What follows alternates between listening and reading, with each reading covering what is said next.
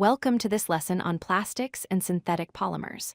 Plastics are some of the most versatile and widely used materials in our modern world.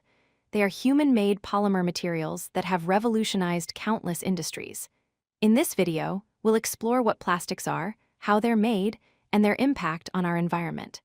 Let's dive into the fascinating chemistry behind these synthetic polymers. Plastics are synthetic polymers created by linking small molecules called monomers into long chains through chemical reactions known as polymerization.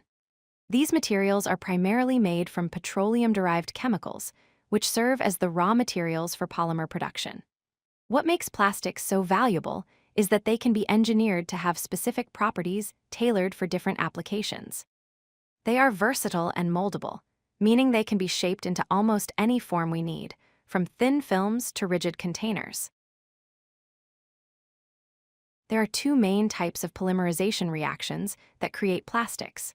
The first is addition polymerization.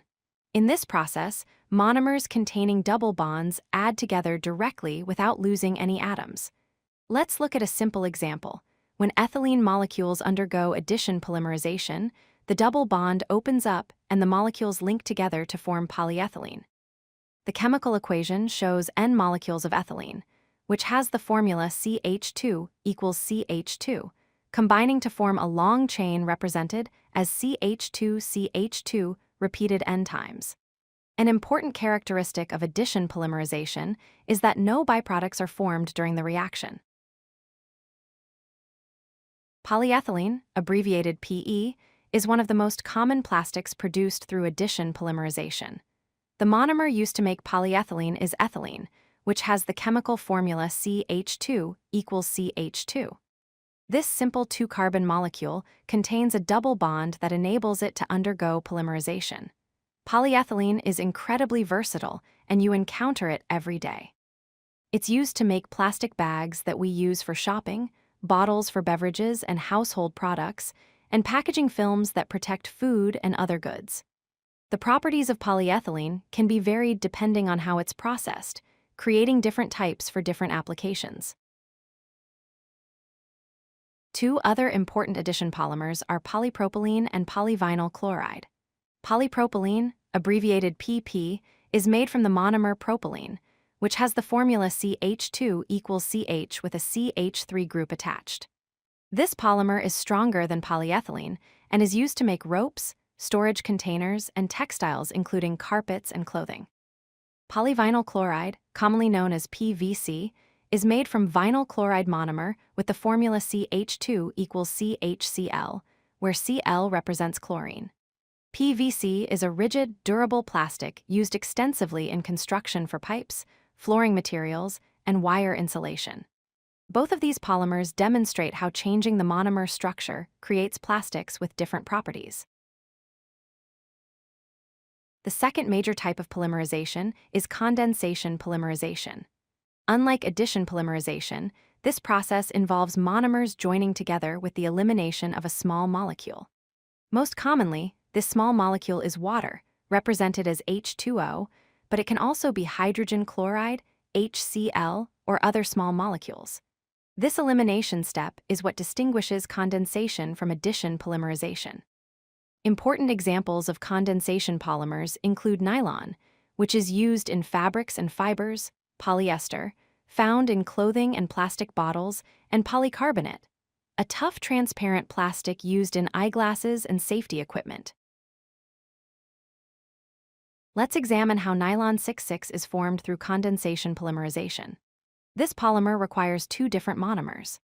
The first is adipic acid, which has two carboxylic acid groups on either end with the formula HOOC, then a chain of 4 CH2 groups, followed by COOH. The second monomer is hexamethylnediamine, which has two amine groups with the formula H2N, then a chain of 6 CH2 groups, followed by NH2. When these two monomers react, the carboxylic acid group from adipic acid combines with the amine group from hexamethylnediamine. During this reaction, a water molecule, H2O, is released as a byproduct. This process repeats many times, creating the long nylon polymer chain. Plastics can be classified into two main categories based on their behavior when heated.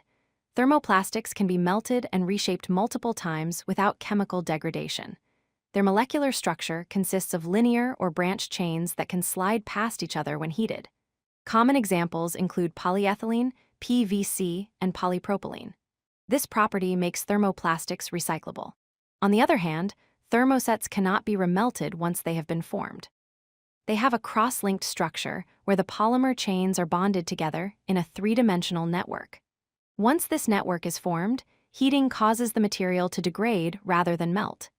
Examples of thermosets include Bakelite, which was one of the first synthetic plastics, and epoxy resins used in adhesives and coatings.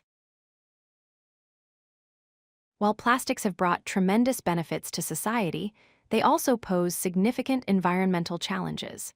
Most plastics are non-biodegradable, meaning they cannot be broken down by natural biological processes. As a result, plastic waste persists in the environment for centuries, accumulating in landfills and natural ecosystems. A particularly serious problem is microplastic pollution in our oceans, where plastic debris breaks down into tiny particles that harm marine life and enter the food chain. These environmental concerns highlight the urgent need for solutions. We must improve recycling infrastructure to recover and reuse plastic materials more effectively. Scientists are also developing biodegradable alternatives that can break down naturally, reducing long-term environmental impact. Let's review the key concepts we've covered. First, plastics are synthetic polymers made from petroleum-based chemicals through polymerization reactions. Second, there are two main types of polymerization: addition polymerization, where monomers link directly without losing atoms, and condensation polymerization, where small molecules like water are released. Third, plastics are classified as either thermoplastics, which can be melted and reshaped, or thermosets, which have a permanent cross-linked structure. Finally, the environmental impact of plastics requires sustainable solutions, including better recycling and development of biodegradable alternatives. Understanding the chemistry of plastics helps us appreciate both their incredible utility and the responsibility we have to use them wisely and minimize their environmental footprint. If you like this video, hit that like button and don't forget to subscribe. Visit codelucky.com for more such useful content.